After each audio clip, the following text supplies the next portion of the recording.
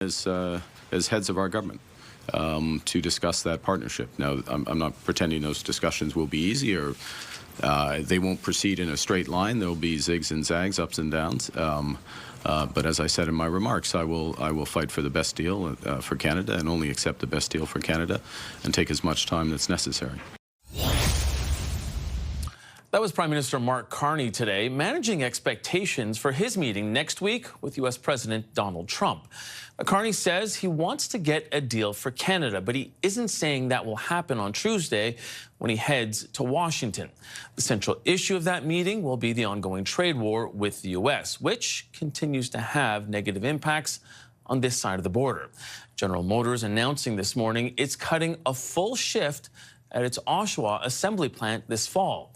It's expected to impact hundreds of workers at the plant and many more at suppliers, a move that the union calls reckless. I just express my deepest sympathy for them and their families. A very difficult time. We are committed to supporting workers. All the dollars from our tariffs going to support workers. Fighting hard for our auto sector, all our sectors in these negotiations with the Americans, and making sure that companies act in true partnership as well in maintaining employment and investment in Canada. And if not, there will be consequences for those companies. So there is a lot riding on that meeting between President Trump and Prime Minister Mark Carney. Now, Carney has also said the relationship as we know it between the two countries is over. So should Canadians temper their expectations? Joining me now to talk more about this is the last U.S. ambassador to Canada, David Cohen. Ambassador, welcome back to Power Play. Well, thanks very much for having me, and I smile as you say that. It wasn't that long ago, and there certainly felt like happier days, although there were plenty of days when people were upset with me and President Biden as well, and there may be a little bit of a moral to that story that every day isn't going to be happiness and sunshine, but that doesn't mean that happiness and sunshine can't return overall. Certainly, and we are thrilled to have you back here. And I wanted to ask you about how President Trump has been speaking glowingly of Prime Minister Carney in the lead up to this meeting, especially when you compare it to how Trump spoke about former Prime Minister Justin Trudeau. Do you take this as a signal of a resetting of the relations between the two countries? So I need to start with a qualifier, which I know you know, which is I'm no longer the U.S. ambassador to Canada, so I can't speak officially for the United States, and I certainly can't speak officially for President Trump. But I'm a big believer that relationships matter. It is the beginning of any conversation, and the beginning of any relationship is any personal chemistry and personal respect that may exist between leaders. And although I don't want to speculate as to causes or the impact of this, I think it's pretty clear that President Trump and Prime Minister Trudeau did not have the greatest of relationships. And it certainly seems like there's a much better relationship between President Trump and Prime Minister Carney, a relationship that seems to be based on more respect. I've seen speculated here in the United States that President Trump tends to respect leaders who come from a business background, as he did. And obviously, Mark Carney has a distinguished record in business. And Prime Minister Trudeau was a lifelong elected official with no business background.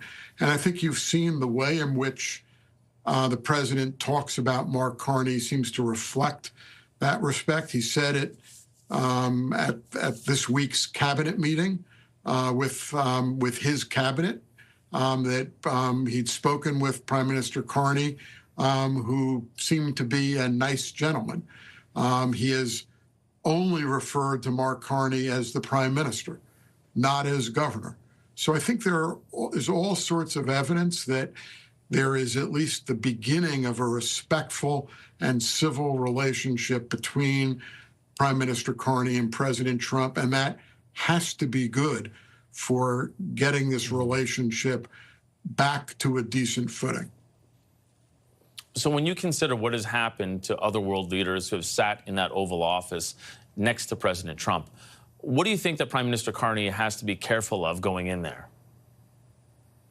Well, of course, I haven't been physically in any of those meetings, and I will admit to not, for my mental health, not watching cable news 24 hours a day, which is something I did in a different part of my life. So I can't even say that I've seen everything. But, you know, my advice to anyone meeting with the President of the United States, with any President of the United States, is to be respectful and to approach the meeting understanding that President Trump has objectives that he needs to achieve for the American people.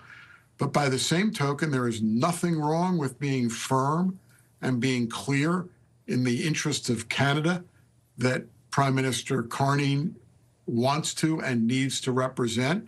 The language I've seen Prime Minister Carney use seems to me to be about as perfect a set of language as you can have, which is to make clear to the president that he's going to stand up for Canada's interests. Doesn't mean that you have to be disrespectful or uncivil in having those discussions. It doesn't mean that you can't praise the importance and the value of the relationship between our two countries and the many good things that have happened between the United States and Canada, and the value that the United States brings to Canada, as well as the value that Canada brings to the United States. And so, and a sincere desire to have a conversation about what this relationship should look like. And I think that's the right way and the best way to approach President Trump as well. But when you hear Prime Minister Carney say that the relationship as we know it is over, what does that signal to you about what Canada's frame of mind is going into this and what success looks like coming out of it? So I have enormous respect for Prime Minister Carney. I met him obviously before he was Prime Minister. I think he ran a great campaign. I think he has an incredible grasp of financial and economic issues. I think he demonstrated that in his first-time election, he has an equally incredible grasp of politics and how to conduct politics and foreign affairs. It doesn't mean that I'm going to agree with absolutely every word that he says. And I have said that I think an absolutist statement like the relationship between Canada and the United States is over is probably a bit of an overstatement. It may feel like it's over today, which is an important data point for President Trump and for Americans. Yeah, and in fairness, Ambassador, he says the relationship as we know it is over. And I just want to make sure that that is clear for everyone. Right. Because we've talked before. I've been on this show many times. I think I've developed a bit of a reputation of being a glass half full kind of a guy and not a glass half empty kind of a guy. And I have an abiding expectation and hope and aspiration that the relationship between Canada and the United States can be put back together into being a strong, productive, positive relationship. And I think that Prime Minister Carney's comments are meant, if for nothing else, but to set an expectation on the United States side about how strongly Canada feels about how they're being treated by the United States. By the same token, you know, a lot of the fears of horrible tariffs, by way of example, just to take one issue, have actually not come to pass for Canada. There were no reciprocal tariffs imposed on Canada, certainly nothing like 145% tariffs like the tariffs that were imposed on China. Even the automobile tariffs, which is, you know, Canada's number one or number two industry, depending on the day on which you do the calculation. There were exemptions put in on the 25% tariffs for trade pursuant to the USMCA. And even last night, the president announced not even a moratorium, but the cessation of tariffs on automobile parts that we're going across our border subject to USMCA. So there've been a lot of announcements. There've been a lot of significant tariff announcements. I think I challenge anyone to give me a definitive answer as to exactly what tariffs that have been announced apply to Canada at this point, because it is a bit of a moving target, and it shows, I think, I mean, if I were Prime Minister Carney, I would look at all that, and it shows a certain flexibility and willingness by President Trump to have rational discussions about a trade deal and a trade relationship between Canada and the United States. Ambassador, we're going to have to leave it there, but I did want to underline that the reason that we keep having you on is because of that glass half full attitude. I appreciate your candor. I appreciate your time as well. And thank you for being with us, former ambassador, U.S. ambassador to Canada, David Cohen. Thank you. Really appreciate you taking the time. I know we're out of time. If I could just, one quick thing, which I think is important for me to say, and hopefully once he settles in, you'll have a chance to do this. I do think Ambassador Hoekstra is a good man, will be an excellent United States ambassador for Canada. He has President Trump's ear, and he has an ability to talk with him. And I've been extremely impressed in all of my conversations with him. I know when he was announced, people pointed out that there was optimism. He's from Michigan, which is a border state, and that there was a hope that he understood the importance and the nuance of the U.S.-Canada relationship. And I will tell you that in my conversations with him, that prediction is absolutely true.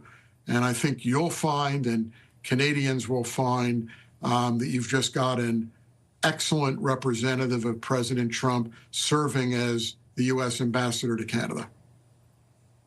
And I appreciate you adding that, Ambassador. Thanks so much, and take care of yourself. Thank you, and thanks for having me on.